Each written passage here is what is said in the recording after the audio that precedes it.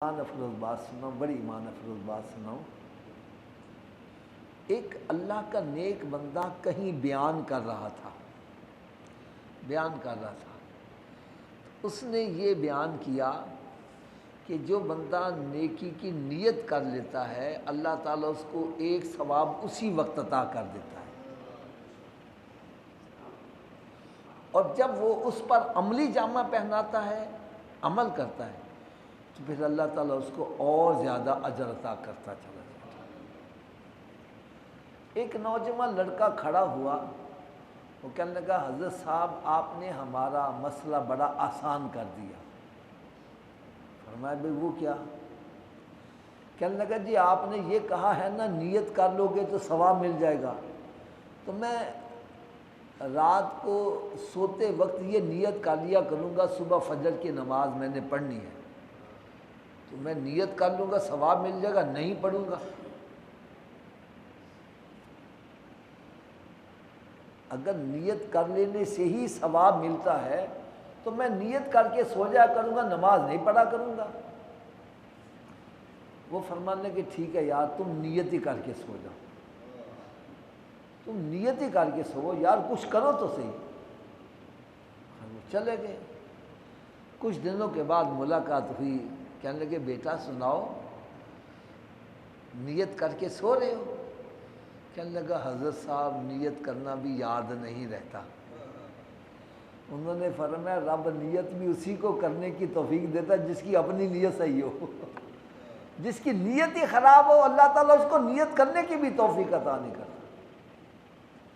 یہ اندر اپنا من صاف کر لینا تو پھر کام سارے سیدھے ہو جاتے ہیں۔ تو اللہ تعالیٰ بڑا ہی کریم ہے، بڑا ہی رحیم ہے۔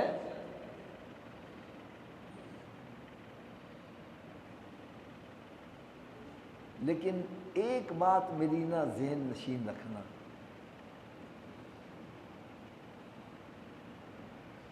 اگر کوئی گناہ سرزد ہو جائے تو کسی کو گواہ نہ بنایا کرو۔ یہ میری بات بڑی توجہ سے سننے والی ہے۔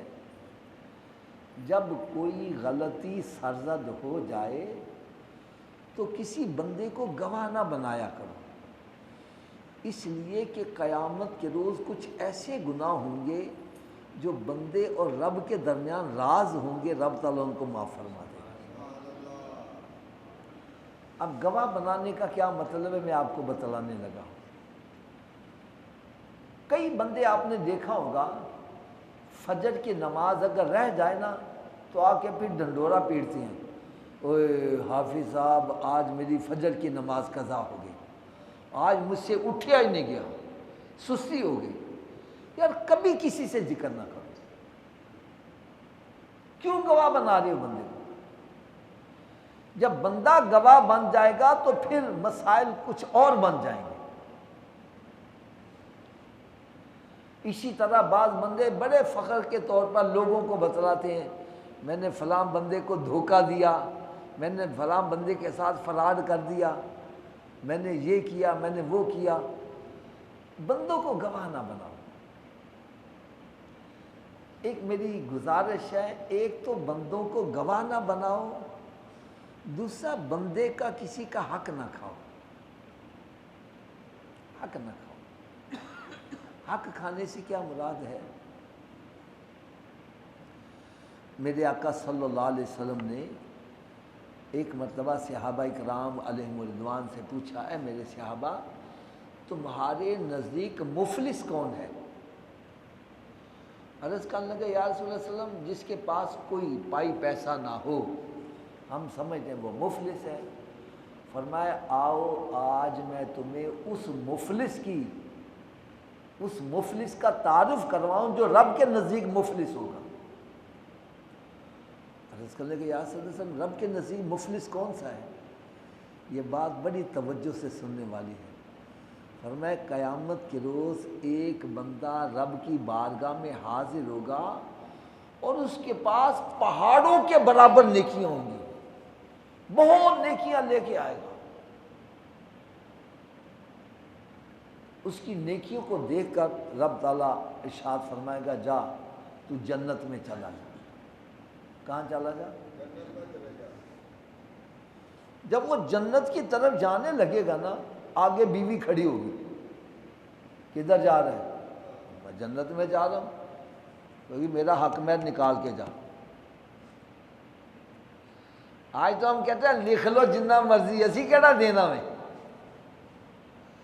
یہ حق مہر عورت کا حق ہے، وہ آپ کو دینا پڑے گا، دنیا میں نہیں دو گے، قیامت کے روز دینا پڑے گا، اور قیامت کے روز نوٹ تو ہوں گے نہیں، دنیا کی کرنسی چلے گی وہاں کرنسی چلے گی نیکیوں کی۔ اب عورت روک لے گی میرا حق مہر دو،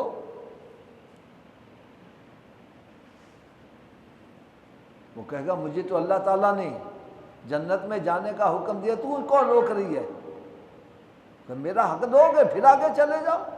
وہ رب تعالیٰ کی بارگاہ میں عرض کرے گا، رب تعالیٰ ارشاد فرمائے گا تو نے نیکیاں کی، میں نے جنت میں جانے کا حکم دے دیا، اب یہ عورت کا معاملہ تیرے ساتھ ہے، اس کو تو راضی کر۔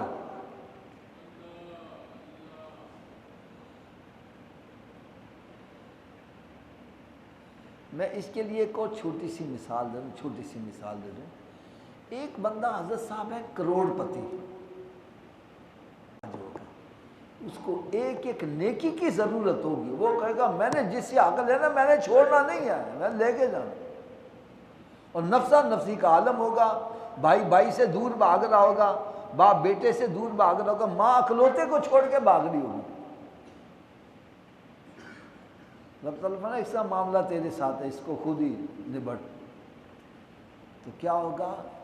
ایک نیکیوں کا بنڈل اٹھا کے اس کو دے دے گا، آگے جائے گا اور بندہ آ جائے گا، اے تو نے مجھے تھپڑ مارا تھا ناجائز، حق نکال میرا، اس کو اٹھا کے دے دے۔ آگے جائے گا بندہ آ جائے گا، اے تو نے میری زمین پر قبضہ کیا تھا، نکال میرا حق، ایک بنڈل اٹھا کے اس کو دے دے گا، یہاں تک کہ ساری نیکیاں بانٹ دے گا۔ لینے والے ابھی اور باقی ہوں گے، وہ کہیں گے ہمارا حق نکال، اب تو میرے پاس نیکی ہے کوئی نہیں، حکم ہوگا اس بندے کے گناہ نکال کے اس کے نامہ اعمال میں ڈالے جائیں۔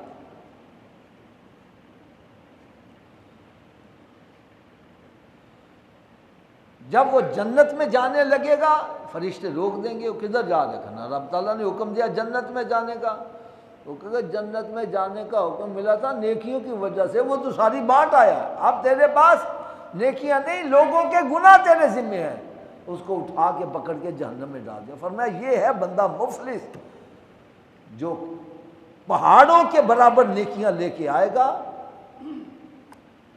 اور ساری نیکیاں بانٹ دے گا۔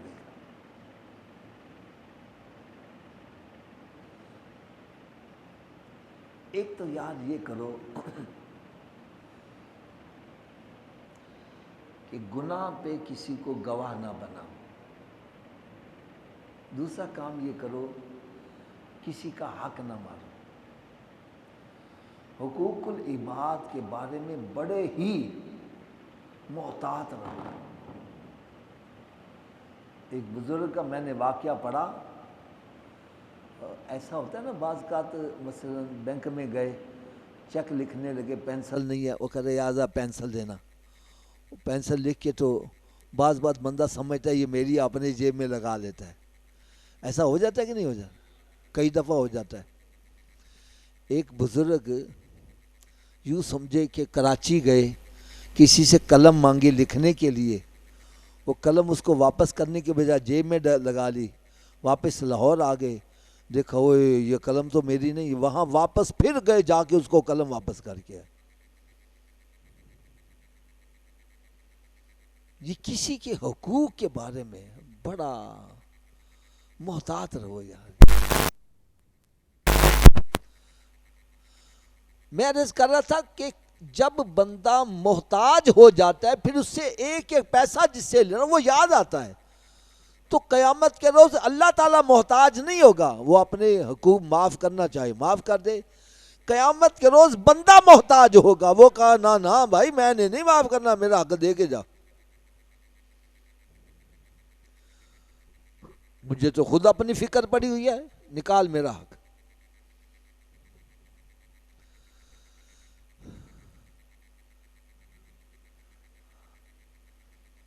اللہ تبارک و تعالی بڑا کریم ہے، بڑا کریم ہے۔ اس کے کرم کی میں آپ کو ایک بات بتلاؤں، حدیث مبارکہ میں آتا ہے قیامت کے روز ایک بندہ ایسا بھی ہوگا جو کسی کو پکڑ کے بیٹھا ہوگا، میرا حق نکال پھر میں تجھے آگے جانے دوں گا، تو نے میرا قرضہ دینا ہے، تو میں نے فلاں چیز دینی ہے۔ اب اس کے بیچارے کے پاس ہے کچھ نہیں، وہ دے کیا؟ اتنے میں جس نے حق لینا ہوگا نا، وہ نگاہ اٹھائے گا تو اس کو جنت میں ایک بڑا پیارا سا محل نظر آئے گا، بڑا پیارا محل نظر آئے گا۔ وہ عرض کرے گا یا اللہ یہ اتنا پیارا محل کس کے لیے ہے؟ حکم ہوگا جو حق اپنا کسی کو معاف کر دے اس کو یہ جنت میں محل دیا جائے گا۔ عرض کرتا ہے یا اللہ میں نے پھر اپنا حق معاف کیا، اللہ تعالیٰ اس کو جنت میں محل عطا کر دے گا، اس کی بھی جان چھوٹ گئی۔ یہ اللہ تعالیٰ کی کرم نوازی ہے۔ پھر میرے آقا صلی اللہ علیہ وسلم ایک مرتبہ صحابہ کرام علیہم رضوان کے درمیان جلوہ افروز ہیں، یہ اللہ تعالیٰ کی رحمت کی میں بات کر رہا ہوں، رحمت کی بات کر رہا ہوں۔ فرمایا کہ قیامت کے روز ایک بندہ رب تعالیٰ کی بارگاہ میں پیش ہوگا، تو رب تعالیٰ اس سے پوچھے گا تو میری نافرمانیاں کیوں کرتا رہا، میری کون کون سی نافرمانی کی؟ تو وہ ڈرتا ڈرتا خوف زدہ ہو کر نا اپنی نافرمانیاں جو رب کی ہوں گی نا چھوٹی چھوٹی، وہ چھوٹی چھوٹی بتلائے گا تاکہ کہیں بڑا نافرمانی بتلائی رب تعالیٰ کہیں غضب نہ آ جائے اور سزا نہ دے دے، وہ چھوٹی چھوٹی بتلائے گا۔ تو چھوٹی چھوٹی جب بتلائے گا نا تو اللہ تعالیٰ فرمائے گا جا میں نے تیری یہ گناہوں کو نیکیوں میں تبدیل فرما دیا۔ تو وہ ایک دم اس کو حوصلہ آئے گا، وہ کہے گا یا اللہ میرے تو ابھی بڑے بڑے گناہ بھی ہیں، یعنی اتنا ارشاد فرمائے نا، تو میرے آقا صلی اللہ علیہ وسلم کے رخ انور پر مسکراہٹ آ گئی اور سرکار اتنے ہنسے کہ آپ کے دندان مبارک ظاہر ہو گئے۔ فرمایا وہ بندہ کہے گا میرے تو ابھی بڑے بڑے بھی گناہ ہیں، وہ بھی نیکی کے تبدیل کروا لو۔ لیکن ایک بات میری اپنے ذہن میں بٹھا لینا، اللہ تعالیٰ بڑا ہی کریم ہے، بڑا ہی رحیم ہے۔ وہ فرماتا ہے لا تقنطوا من رحمت اللہ، میری رحمت سے مایوس نہ ہو۔ اللہ کی رحمت سے مایوس ہونا یہ کفر ہے۔ اب جتنے مرضی گناہ گار، جتنے مرضی بڑے بڑے گناہ کیے ہوئے ہیں، پھر بھی اللہ کی رحمت سے مایوس نہ ہو، سچے دل سے توبہ کر لو، وہ بڑا کریم ہے، وہ بڑا کریم ہے، بڑا رحیم ہے۔ لیکن چند باتیں میں عرض کروں گا، اس کا بڑا خیال رکھنا۔ نمبر ایک، توبہ کی امید پر گناہ نہ کرو۔ ایسا نا بعض کا بندہ کہنا چل ہوں تے کر لینے پھر توبہ کر لوں گے، یہ ہے توبہ کی امید پر گناہ کرنا، تو یہ بہت بڑی بے وقوفی ہے، ایسا نہیں کرنا چاہیے۔ اس کی کیا وجہ ہے؟ آپ گناہ کر رہے ہو، کیا آپ کو یہ یقین ہے کہ میں توبہ کرنے تک زندہ بھی رہوں گا؟ ہو سکتا ہے گناہ کرتے ہی موت آ جائے، توبہ کی توفیق نہ ملے۔ تو توبہ کی امید پر گناہ کرنا یہ غلط بات ہے، ٹھیک ہے؟ اور اگر گناہ ہو گیا تو پھر بھی اللہ کی رحمت سے مایوس نہ ہو، آؤ جھک جاؤ اس کی آگے میں، گڑ گڑاؤ، رو، سچے دل سے توبہ کرو۔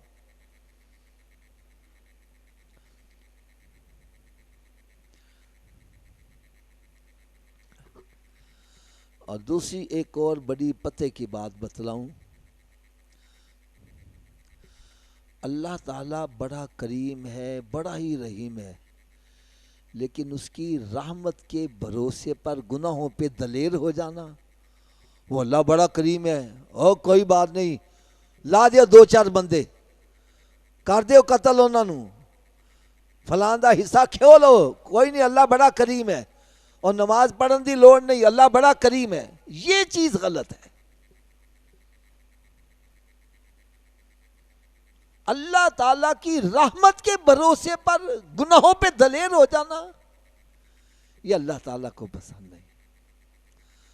قرآن مجید فرقان حمید یہ 5واں پارہ ہے، اس کا دوسرا رکوع، رب تعالیٰ نے ارشاد فرمایا ان تجتنبوا کبائر ما تنہون عنہ نکفر عنکم سیئاتکم وندخلکم مدخلا کریما، فرمایا اگر تم کبیرہ گناہوں سے بچو گے میں تمہارے صغیرہ ویسے ہی معاف کر دوں گا اور تمہیں جنت عطا کروں گا۔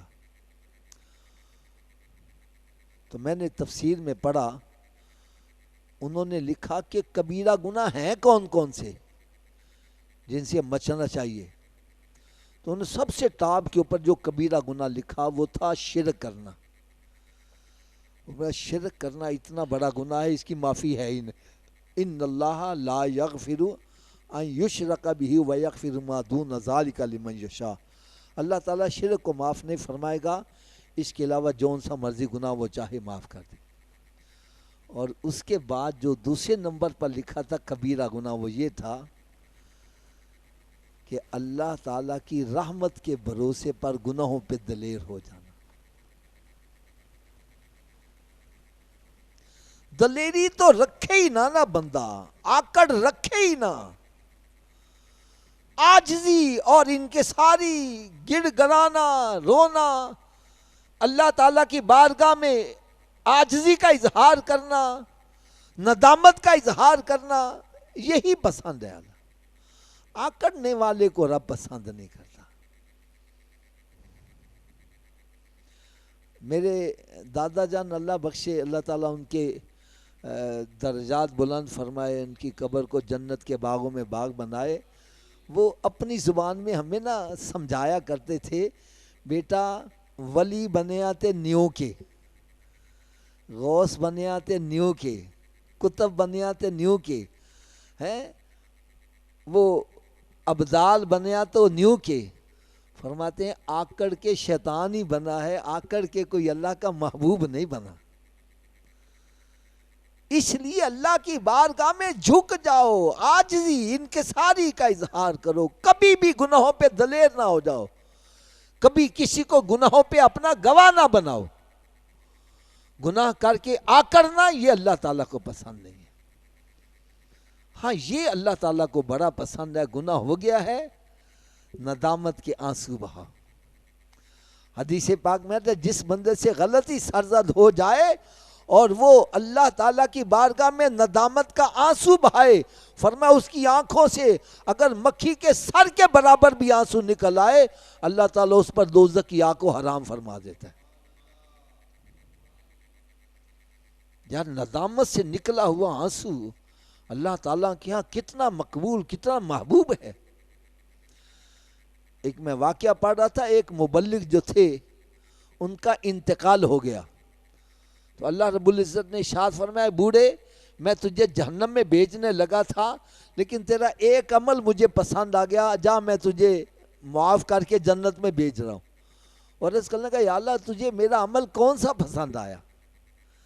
تو رب تعالیٰ نے ارشاد فرمایا ایک جگہ تو بیان کر رہا تھا، اس میں میرا ایک بندہ ایسا بیٹھا تھا جو کبھی میرے خوف سے رویا نہیں تھا، تیرا بیان سن کے اس کی آنکھوں سے ایک آنسو نکل آیا، میں نے اس آنسو کے صدقے اس کی بھی بخشش کر دی، اجتماع میں جتنے بندے موجود تھے ان سب کی بخشش کر دی، اور اسی ایک آنسو کے صدقے جا میں نے تیری بھی بخشش کی۔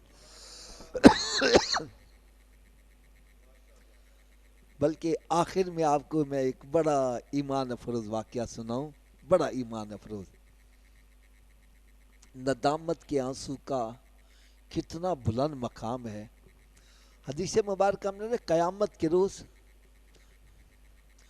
دوزخ میں سے ایک بہت بڑا شعلہ نکلے گا، اور سرکار صلی اللہ علیہ وسلم کے امتیوں کی طرف رخ کرے گا۔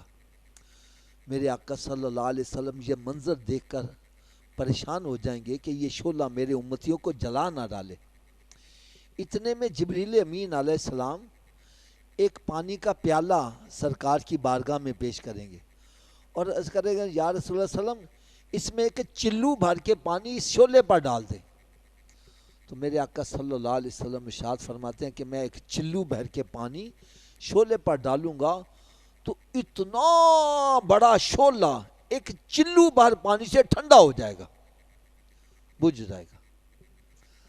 فرمایا میں پوچھوں گا جبریل یہ پانی تو کہاں سے لایا ہے جس نے اتنے بڑے شعلے کو بجھا کے رکھ دیا؟ اور عرض کریں گے یا رسول اللہ صلی اللہ علیہ وسلم آپ کے امتی جب خوف خدا کی وجہ سے روتے تھے میں نے ان کے آنسوؤں کے پانی کو اکٹھا کیا، آج اس پانی نے اتنے بڑے شعلے کو بجھا کے رکھ دیا۔ یہ خوف خدا کی وجہ سے ندامت کا آنسو نکلنا یہ اللہ تعالیٰ کو بڑا محبوب ہے، تو اس کی بارگاہ میں جھکا رہے، عاجزی انکساری کرے، آکڑے نہ، گناہ کر کے اس پر دلیر نہ ہو، گناہ کر کے اس کا اظہار بھی نہ کرے۔ تو اللہ تعالیٰ بڑا کریم ہے، بڑا ہی رحیم ہے، لیکن ہم اس کی بارگاہ میں جھکنے والے بنے تو صحیح، ہم تو مائل بکرم ہیں، کوئی سائل ہی نہیں، راہ دکھلائیں کسے کوئی راہ روے منزل ہی نہیں۔ بہرحال اللہ تعالیٰ سے میں دعا کرتا ہوں اللہ تعالیٰ ہم سب کو اپنے گناہوں کو یاد کر کے رونے والی آنکھ عطا فرما دے۔ اللہ تبارک و تعالیٰ ہمیں ندامت والی آنکھ عطا فرمائے اور ہمیں اکڑنے سے بچائے، عاجزی اور انکساری کا پیکر بنائے۔